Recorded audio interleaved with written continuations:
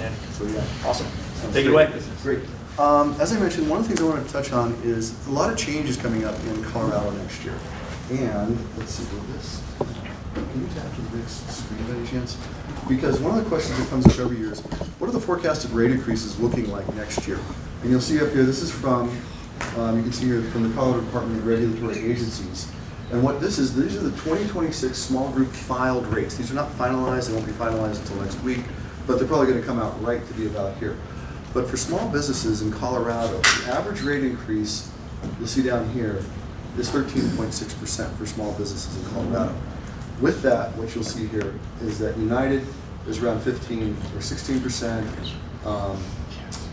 Rocky, which is also Anthem, is around 14%, and Kaiser is between 7.8 and 3.6%. The reason why I mention this is it just helps you have a larger picture perspective on what's happening. Now I know 13.6% sounds like a lot.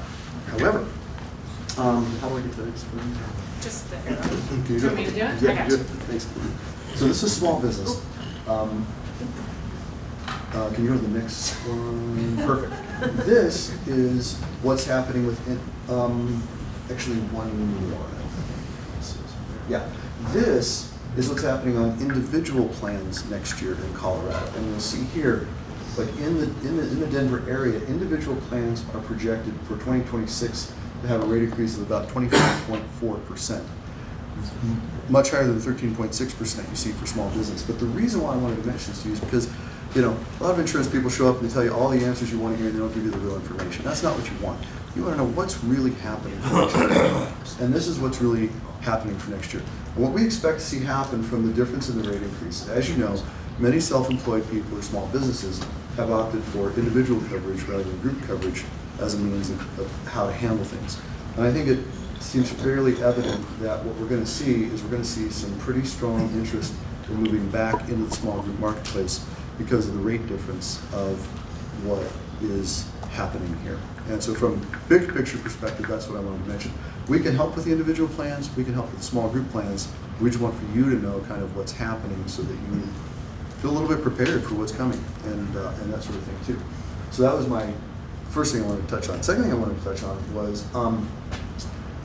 why do you need a specialist? Why somebody who does this, you know, and that sort of thing. And yesterday, Aaron and I had a fantastic call with a prospect. We'll see where that one goes.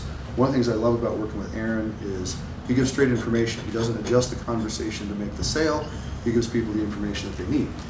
And so, not putting you on the spot, he's in agreement. But what would you say, Aaron, if someone calls up and they say, hey, Aaron, you've done a great job with my commercial CG, commercial general liability, my commercial auto, all that stuff. You've done such a good job. I want for you to help me with my health insurance, with my group health insurance. No thanks. Why? Well, I am health licensed, but as complex as commercial insurance is, I think health insurance is fourfold that. There's so many levers to pull between co-pays, network of doctors, what kind of coverages, and it's also very personal to people. So I think it just makes it really difficult. Sounds good. I would say the same thing about commercial general auto, all that. I don't know the markets, I don't know the carriers. I have a license, but I know enough to know how easy it is to step into something you didn't mean to step into with commercial insurance as well too. So partly it's a shameless plug for Aaron as well too, and so I just like to put that out there as well too. So that I would agree with him. Like something as simple as checking your network of doctors. United has 20 networks. Which one should you be checking? Oftentimes, the doctor's office don't know which one they should be checking, and the client certainly doesn't know.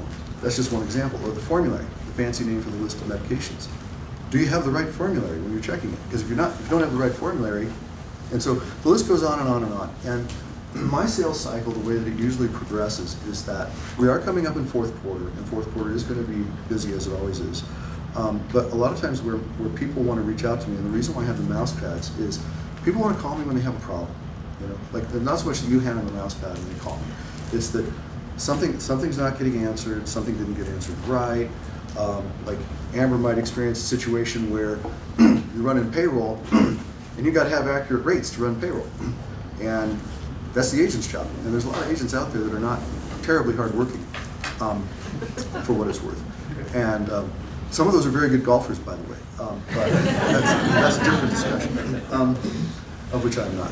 Anyway, so I just wanted to kind of just briefly kind of go through that. And I'm also going to take a page from the way Jason does things as well too. You know, he knows how to fix cars, but he doesn't really tell us all the details because we wouldn't understand it. Well, the same is true with this. I know how to handle this stuff, but I'm not going to get into all the details because you would only understand it if you were experiencing a problem, and that sort of thing too. And so the three areas I'd like to ask for you consider putting my name on the list when you hear a complaint would be, is anybody in the room over the age of 65? Okay. And does anybody have a loved one over the age of 65?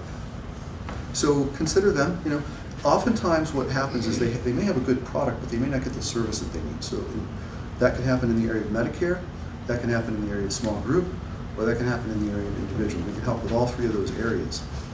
Also, I'm adding an assistant who's going to be coming on as well too, so that's going to be helping with some of my time and everything like that as well. It's my daughter, but she's getting licensed. She decided working in accounting was not her favorite thing at this point, so corporate America is what it is, right? 1 minute, Rex. 1 minute. Let me just read a couple Google reviews, or one Google review, and then open up to a quick question here. One review from one of my clients. This is one that does they do marketing. We've been working with Misken Benefit Group for almost 9 years.